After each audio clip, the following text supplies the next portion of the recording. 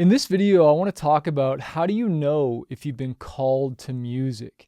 My name's Chris, also known as the artist Manafest, and I've been doing music full time for over 20 plus years now. I started writing and recording music in probably 1998, 99, and I think it was 2005, 2006 I went full time. I remember I slowly went from working 5 days a week to being scared out of my mind to ask my boss if I could have Fridays off. And I sent him the email and he freaking said yes. And so all of a sudden I'm only working 4 days out of the week and I'm able to play more shows now on Friday. I'm able to go to the studio more. And I started to work my way towards this music goal. And for me, it wasn't, based on compensation. There's a difference between a career and a calling, right? A career is based on compensation, where a calling doesn't care what you're getting paid, right? And this was probably for me, I wasn't really focused on the money and trying to make money from music because I had a job. Like my job was giving me the money where I could just focus on the art. I could focus on the mission, right? And I could just pour all my energy into that, all my money, and not worrying about if it's making money yet, and just try to make the best songs, get better at performing, and kind of took that stress off. But I'll never forget, as I'm starting to make some money from music, and again, I wasn't focused on it. We're just trying to play more shows, just trying to build the fan base, just trying to figure this thing out, write better songs, and just figure it out, right? And just get on bigger stages. That's all I think I really wanted to do. But for some reason in the back of my head, it's like, well, I got to be full time, and I'm missing out, and I got to push this thing to full time, right? And I'll never forget driving around to these different construction sites. And I remember I was listening to the Switchfoot album, and I was texting back with a buddy who was already doing music full time. And I kept on kind of comparing myself to other people. And I was kind of getting that worst sin, which is envy. And I was envying other people. I was wanting what they have. And I heard Charlie Munger just talk about this, where it's just like drinking poison, right? It's comparing yourself to other people where I'm married, I'm sleeping in a really great bed, I have a really great job, I am making music, I am performing music. It might not be at the level that maybe I want to be, but it's just I wish I enjoyed the journey a little bit more, because seriously, envying other people just wrecks dreams, it wrecks the journey, and it really makes you dissatisfied as opposed to being thankful. And I'm recording this on Canadian Thanksgiving, so I'm learning to be more thankful and enjoy the journey and enjoy the process. But of course, in the back of my mind, I'm like, well, I should be farther along. I should be further along. And maybe you feel that way. Maybe you feel behind on your dreams. But I like to say, look, your steps are ordered of God. He's got you here. Jeremiah 29:11 says he's got a plan for you, to prosper you, to give you a hope and a future. Because I wanted to get signed so bad that I remember I went from 5 days a week to 4, and then I went to 3. And I will never forget the weight of, the finances not being there.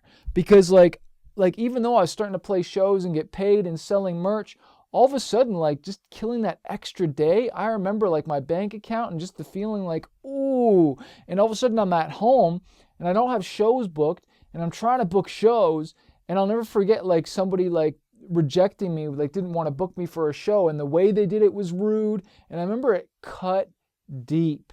And I remember I was so discouraged and I was so depressed that day, and it kind of just deflated me, right? It's oh, how do you get back up from that? But I got back up again, and I learned that, rejection and, sometimes just crickets, not hearing any noise at all or no responses is just part of the game. But I didn't know that.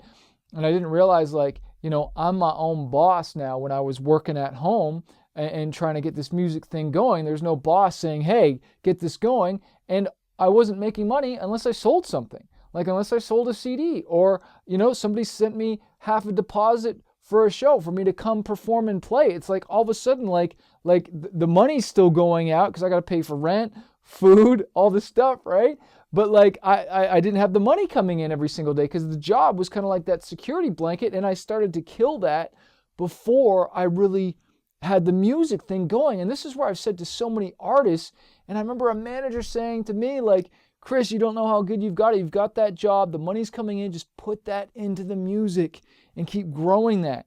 But I didn't want to listen to that because all of a sudden I get signed to a record deal, which I think means signed means quit your job, which it didn't mean that. The label didn't tell me to do that. I told myself to do that, right? Because I felt called to do music. And I do believe I was called, right? I do feel like I was called. But just because it's easy doesn't mean you're called. And just because it's hard doesn't mean you're going the wrong way. I'm going to say that again. Just because it's hard does not mean you're going the wrong or the wrong way, because it is hard. Because when I did actually quit my job, we ended up touring, and I wasn't making enough money from music, and I still had to pay my mortgage and food and travel, insurance, all that stuff. And I kept on just swiping my credit card to the point we were like $30,000 in debt. And thank God I figured out how to tour and actually make money and eventually pay that off. But it didn't mean that it was easy. We slept in the car.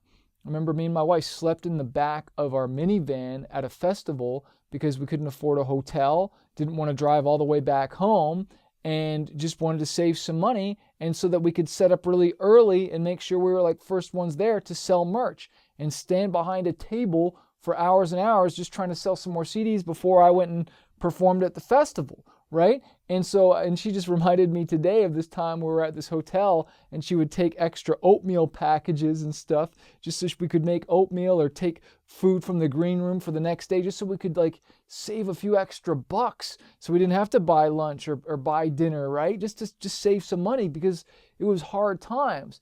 But just because that was hard didn't mean we were going the wrong way. It just meant maybe we didn't figure it out yet. We didn't have the knowledge, right? The way I quit my job to do music probably wasn't like the best or the smartest way.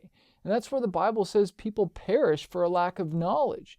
And sometimes it's just hard, like just figuring out, learning how to sing melodies, learning how to sing harmonies, learning how to just deliver a verse with confidence and like style, and writing good lyrics and better artwork, and learning how to talk in between songs at a show, and how to entertain people and get people connected, and how to tell my story from stage about losing my dad to suicide when I was 5 years old, and struggling with fear and insecurity where I would have shooken this microphone to bits, but God set me free from fear.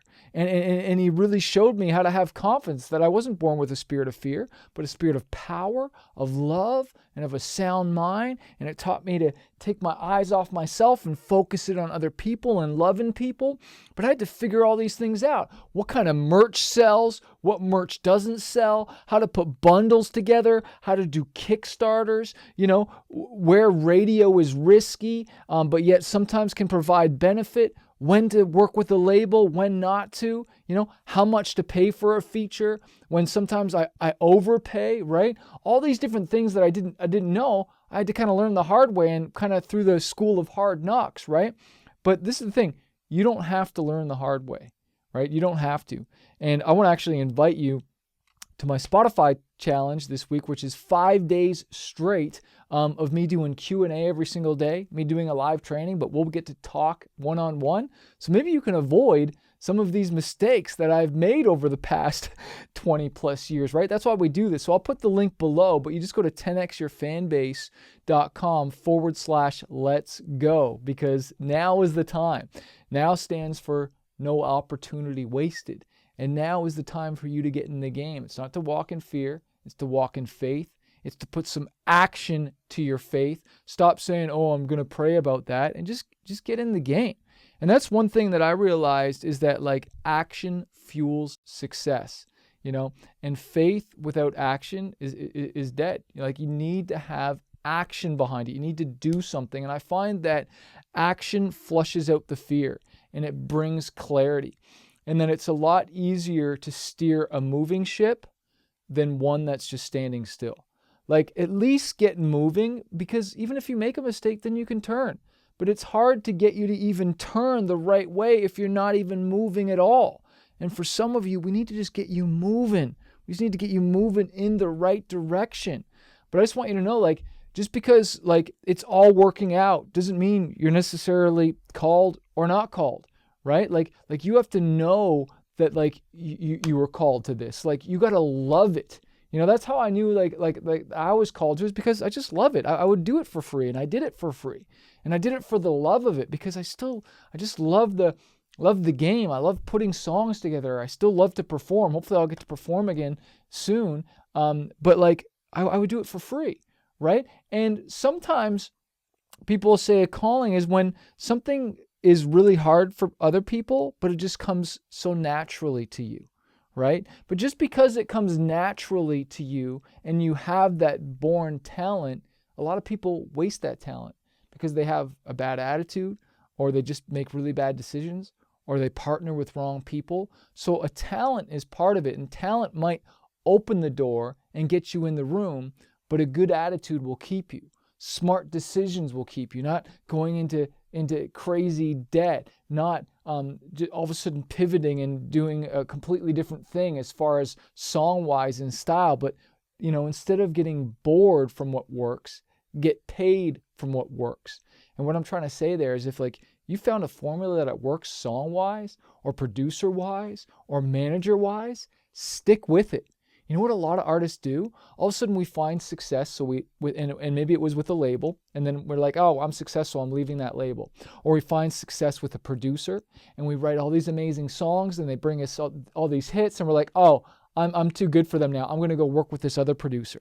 Or big one is management. So many artists, I started with this manager, they blew me up. Oh, well, you're not an A+ manager. I can get bigger with this other management team. And they fire the manager that actually cares about them, that actually like sacrificed everything for them, to go with this other management team that couldn't give a rip. You're just another artist on their roster, right? Where you want someone that'll fight for you, that'll trade their life for you, right? That's really behind you. And it's taken me years of different lessons of learning this stuff, and even TV and film, and writing songs and getting them in TV and film. What I thought I knew writing songs back in the day for TV and film, like, oh yeah, that'd sound good for TV and film, as opposed to now I've worked with agencies and I've read so many briefs, and now I don't just watch TV or movies, I listen to it, and I'm like, that's the kind of thing that they're using in TV and film. That's the kind of style of music production, the type of lyrics.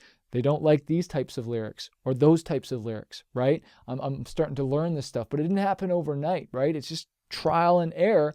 But what I find is when you hire a mentor or you read a book and you tap into somebody's 20+ years experience for a fraction of the cost and time, and you get all that experience in a few hours, which took years. And again, that's why we're doing this Spotify 5-day challenge, so that you can tap into the info, ask any questions that you want for 5 days straight. So I'm going to put the links below this. It's 10xyourfanbase.com/let's go. Hope to see you there.